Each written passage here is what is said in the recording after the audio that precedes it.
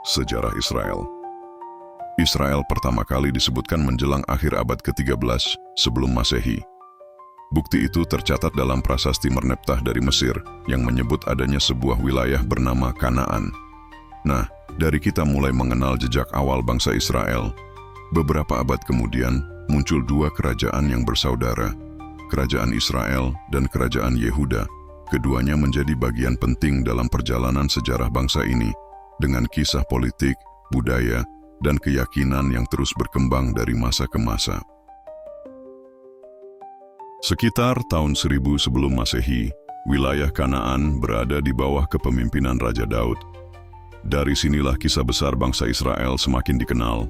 Kemudian, pada tahun 970 hingga 931 sebelum Masehi, tampuk kekuasaan Daud diteruskan oleh putranya, Raja Solomon, atau yang dalam tradisi Islam dikenal sebagai Nabi Sulaiman.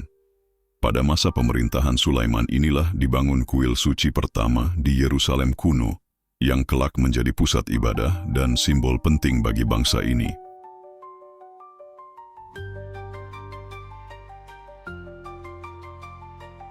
Namun, setelah wafatnya Sulaiman pada 931 sebelum Masehi, kerajaan besar itu terpecah.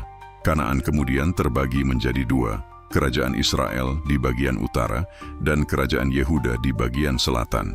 Perpecahan inilah yang menandai babak baru dalam sejarah panjang bangsa Israel.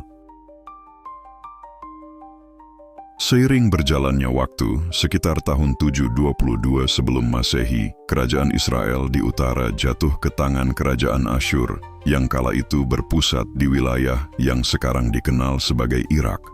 Peristiwa ini menjadi titik penting yang mengguncang keberadaan bangsa Israel.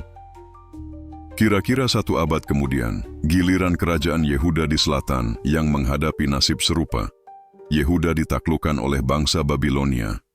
Yerusalem, ibu kota Yehuda, dijarah. Kuil suci Yahudi yang pernah dibangun pada masa Raja Sulaiman dihancurkan, dan banyak penduduk Yehuda dipaksa menjalani pengasingan ke Babilonia. Peristiwa ini kelak dikenang sebagai salah satu masa paling kelam dalam sejarah bangsa Yahudi, yang disebut sebagai pembuangan Babilonia.